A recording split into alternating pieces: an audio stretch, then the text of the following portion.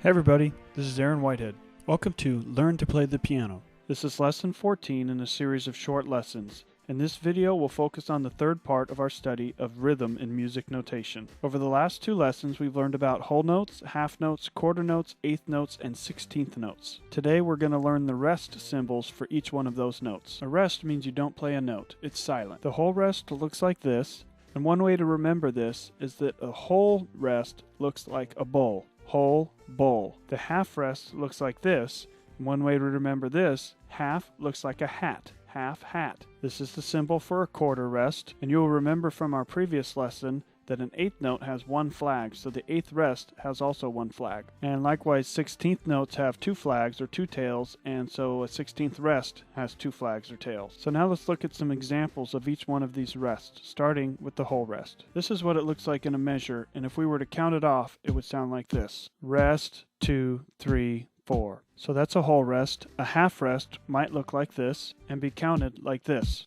1, 2, rest, 4. And moving on, a quarter rest might look something like this and be counted like this. 1, 2, rest, 4. When we get into 8th and 16th notes, things get a little trickier. First, we've got to add the and to show the subdivision of the 4 beats. Now let's look at an example of an 8th note rest. Notice how the notes are grouped by beat, but when there's a rest in the beat, you have an 8th note with just the flag instead of the bar. So if we were to count this, it would sound like this.